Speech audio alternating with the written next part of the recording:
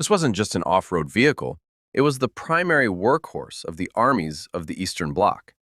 A machine that carried soldiers, radio operators, scouts, medics, and commanders from the Carpathians to Mongolia. In a world divided by the Iron Curtain, it had one simple mission: to keep moving no matter what. Snow, mud, sand, it didn't matter. There were no limits, only directions. Originally conceived as a military amphibious vehicle, it would eventually become a working standard in both military and civilian life. Today, you'll learn which world record the UAZ-469 managed to set, why it unexpectedly found buyers in Italy, and what allowed this old-timer to remain on the production line well into the 21st century. The predecessor of our story, the GAZ-sixty-nine, was a classic body-on-frame off-roader, highly capable in rough terrain, but offering almost no comfort for the driver or passengers. Production began in 1952 at the Gorky automobile plant, but as the assembly lines there became overloaded, manufacturing was transferred to the Ulyanovsk plant, the one we now know as UAZ. For the military, which was the main customer, the GAZ-sixty-nine was more than adequate. Simple, relatively reliable, and able to go almost anywhere. Driver comfort was considered a secondary concern at best. A soft seat and a canvas roof?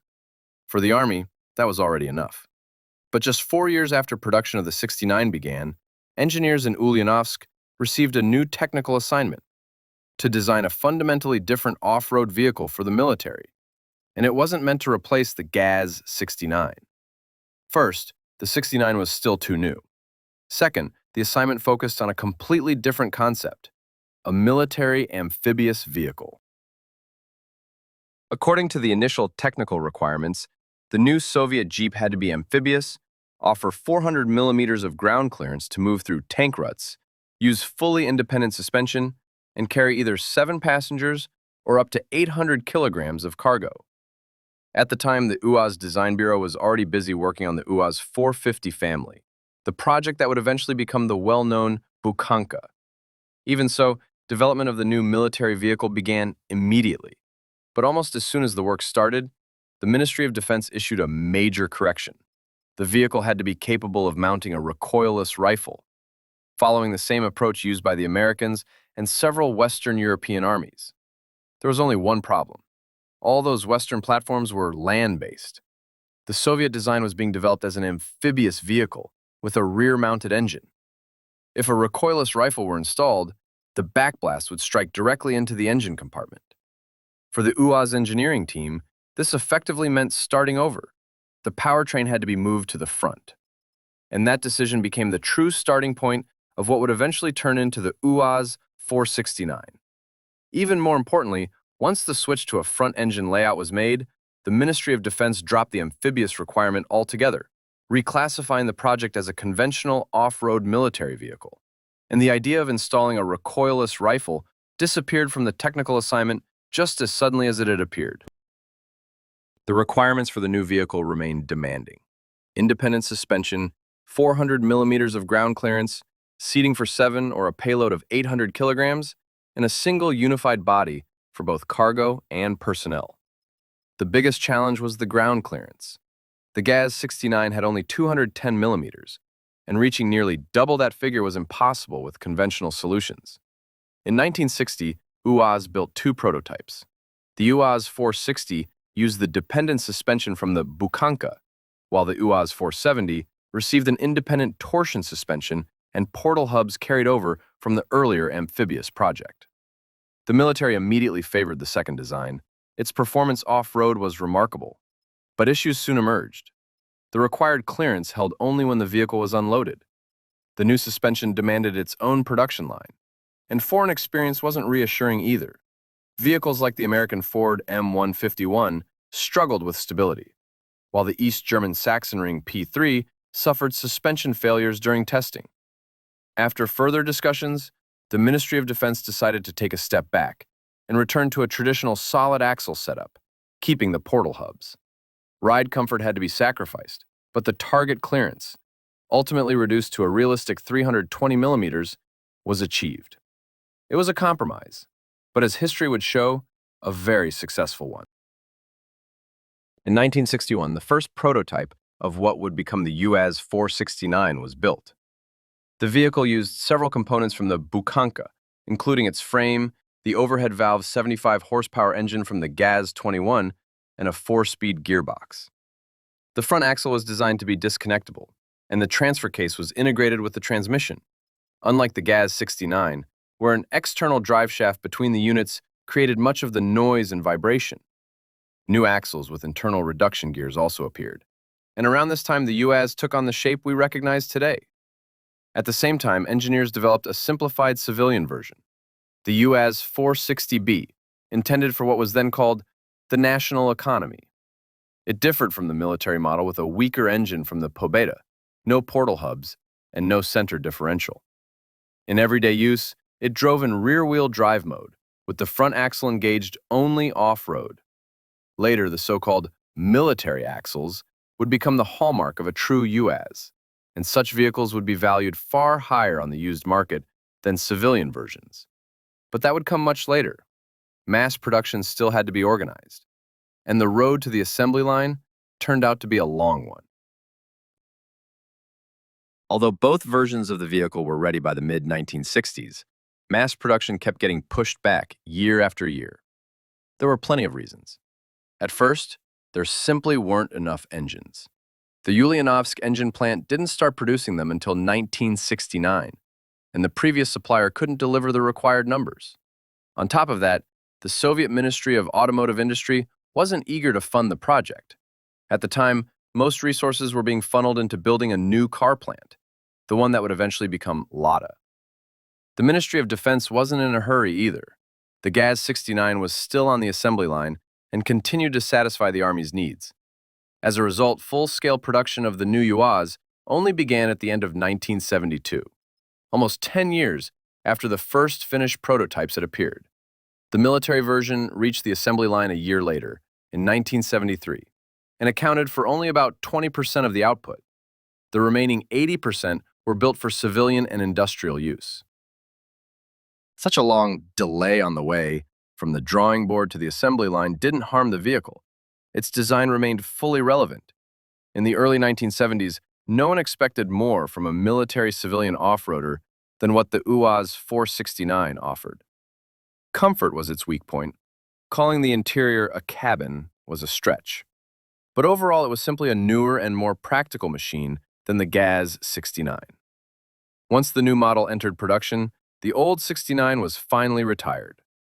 It continued to appear both in the Army and in civilian use for many years, but already in secondary roles. The new UAZ quickly spread across the country. Its military uses were predictable: command and staff duties, chemical protection units, reconnaissance, and so on. But the civilian roles turned out to be far more numerous, especially considering that around 80% of production was intended for the so-called national economy. Rural paramedics and medical staff were among the first to receive these vehicles. UAZs also entered service with the Militia, the Soviet police. Investigative and operational teams used standard canvas-top vehicles, while patrol units received a special version with a hard roof, so that a troublesome detainee couldn't cut through the canvas and escape on the way. There's one episode in the UAZ story that feels almost cinematic, the kind of situation real life usually doesn't produce. Back in the 1970s, UAZ had its own factory motorsport team that competed using regular, production-spec UAZ vehicles. In the summer of 1974, the team took part in a demonstration rally across the Caucasus, with the final destination planned in the city of Grozny. One of the scheduled segments was a climb to the settlement of Terskol, located at the foot of Mount Elbrus at an altitude of about 2,150 meters. Although these vehicles were listed as cross-country cars, in reality, they were standard UAZ off-roaders painted in a special livery. They carried no winches, no snow chains, and didn't need them. The rough mountain road existed all the way up to Terskol, and at that time of year, there was no snow. After completing the climb, the drivers were preparing to rest when they were approached by local rescuers. A group of climbers had become trapped in a crevice near the summit of Elbrus, and emergency equipment had to be delivered to them immediately. A single night at that altitude could cost them their lives. There was no helicopter available, and weather conditions at the summit were extremely difficult. There was no option to leave people in danger, so the UAZ crews began the ascent right away. From the 2,150-meter mark, where the last road ended, the vehicles moved up the open mountain slope and reached roughly 4,000 meters in just 38 minutes. According to participants, the climb was challenging. Even at Tersköl's altitude, the engines were losing around 40% of their power due to the thin air, and the higher they went, the more the power dropped. On loose rock and patches of ice, the standard tires slipped constantly, and the vehicles drifted toward the edge of the narrow ascent, forcing the crews to move with maximum caution. Nevertheless, the mission was completed. The equipment was delivered on time, the climbers survived the night, and were evacuated the following day. The UAZ vehicles descended from Elbrus that same day and continued their rally route, without even falling behind schedule. Along the way, they set a world record. No production vehicle had ever climbed to such an altitude before. The record was never submitted to any record book and remains unofficial. In 1975, UAZ embarked on another major expedition, this time across the Sahara. The initiative came from Italy. The idea was proposed by Giorgio Peverini, president of the Fuoristrada Club in Rome, and the project was carried out by the Martorelli brothers, longtime admirers of Soviet off-road vehicles. Their connection with Soviet machines began back in 1972, when Luigi Martorelli won a winter rally driving a Soviet GAZ-69. He was so impressed by the vehicle that he contacted Avto Export, the official Soviet export organization, with a proposal to bring the GAZ-69 to the Italian market. When the new UAZ-469 appeared, the brothers immediately began importing it as well. The Sahara expedition effectively became a promotional campaign. Over 40 days, 4 UAZ-469B vehicles and a Dnieper motorcycle covered around 11,000 kilometers of desert. The success didn't end there. In the early 1980s, UAZ models won several Italian rally championships, and Luigi and Filippo Martorelli entered events such as the Paris-Dakar and the Rally of the Pharaohs with their own cars. At the same time, the brothers developed a solid business, selling UAZ vehicles in Italy and upgrading them, similar to how European dealers modified Lada models. But the Martorellis went even further. Instead of the standard gasoline engine, they installed more efficient diesel powertrains. The 2.5-liter Peugeot XD2 with 76 horsepower, or the 100-horsepower VM turbo diesel produced by a company owned by Vittorio Martorelli himself. The UAZ racing version received a 2-liter Fiat gasoline engine, rated at 112 horsepower. They also improved equipment and comfort. Italian-spec UAZ vehicles were the first to feature power steering and more supportive anatomically shaped seats. All modifications were carried out in Italy, near Rome and in Milan, and each vehicle's configuration depended on customer requests. Between 1973 and 1999, more than 7,000 UAZ vehicles were sold in Italy. Overall, UAZ was exported to more than 80 countries, but the Italian chapter stands out for its scale and the commitment of the enthusiasts behind it. In the Soviet Union, the UAZ was almost never sold to private buyers. Yet many people, especially in rural areas, dreamed of owning one. Even after the Lada Niva appeared, interest in the UAZ didn't disappear. The Niva was expensive and hard to obtain, while the UAZ was a true body-on-frame workhorse with more space and higher load capacity. Those few who managed to acquire a used UAZ through special permission quickly discovered its quirks. The doors didn't lock at all. Routine maintenance required a lot of time and effort, and repairs of the transmission or transfer case could be genuinely challenging.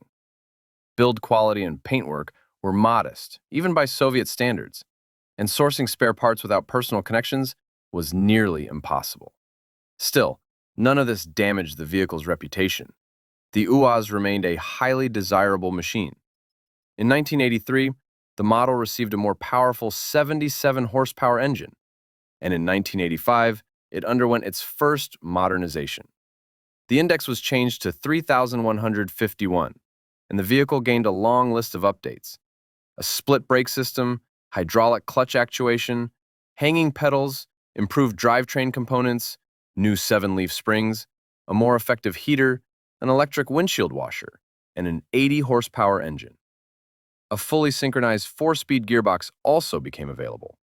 On paper, the updated UAZ could reach 110 kilometers per hour, but most owners didn't care. Almost no one was willing to drive a UAZ at those speeds.